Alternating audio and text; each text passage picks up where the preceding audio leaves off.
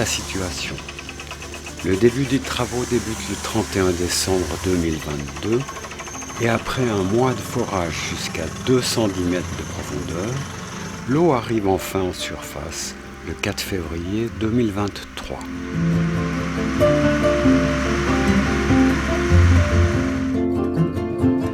Du côté suisse, une société nous fait don de 280 panneaux solaires. Le 31 mars 2023, tous les panneaux et accessoires sont chargés, transportés et finalement stockés au port franc de Chavornay avant d'être expédiés au Sénégal.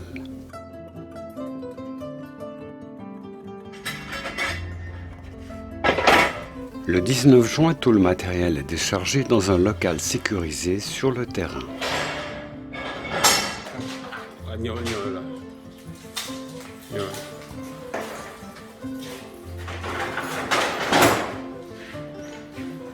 Seules les barres métalliques de l'infrastructure solaire ne seront pas utilisées car leur assemblage nécessite une précision millimétrique.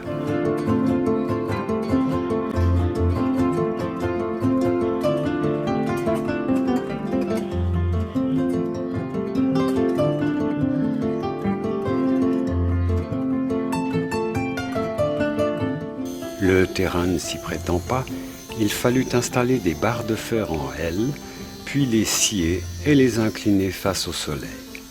Puis tous les montants ont été bétonnés.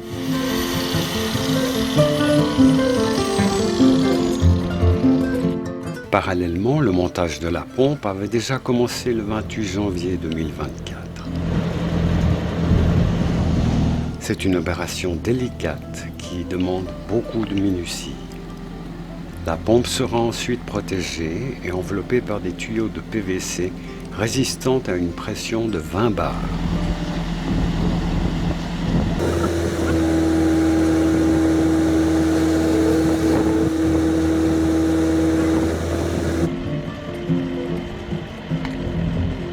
L'opération reste difficile car il faut également introduire les câbles électriques sur une grande profondeur.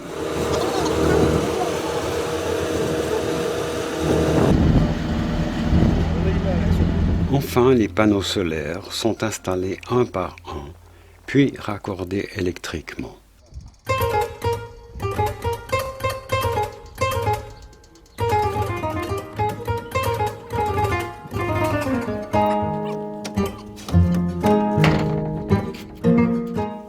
Voilà, nous sommes au terme de notre projet.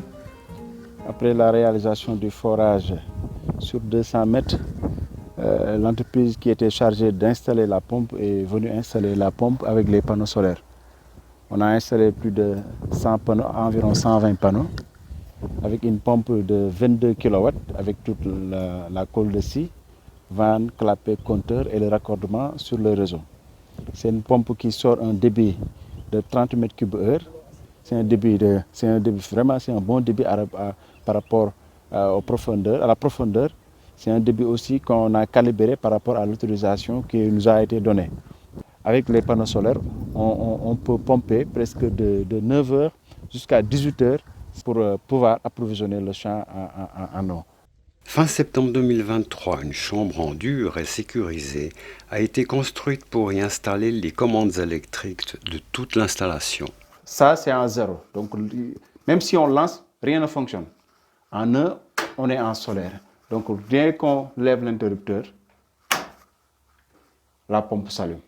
La fréquence va se régler par rapport au rayonnement solaire. Donc, maintenant, on est à 50 Hz.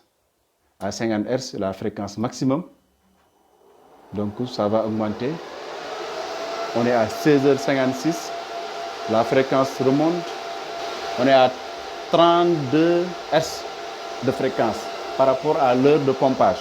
Souvent, aux 13h, 16h jusqu'à 17h, jusqu'à même 17h, aujourd'hui il y a des nuages, on peut avoir 50 Hz. Maintenant, on est à 16h57, on est à 32. Donc, ça veut dire que la pompe à cette heure-là fournit un débit à peu près de 15 à 20 m3/h. Donc, c'est largement suffisant avec cette heure de pompage. Il ne reste plus qu'à installer la vanne, le clapet, le compteur, etc. Et avec un col de scie, il y a la vanne, il y a un clapet anti-retour et le compteur qui permettra de mesurer le débit qui sort sur le forage.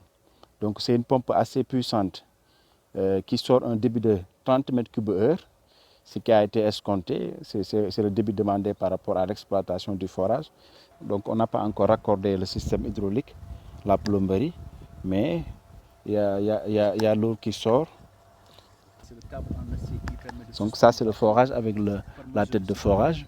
Ça c'est le câble en acier qui permet de suspendre la pompe par mesure de sécurité. Ça c'est le câble qui sort de la pompe pour alimenter le coffret. Donc c'est un bon système avec tous les paramètres dessus.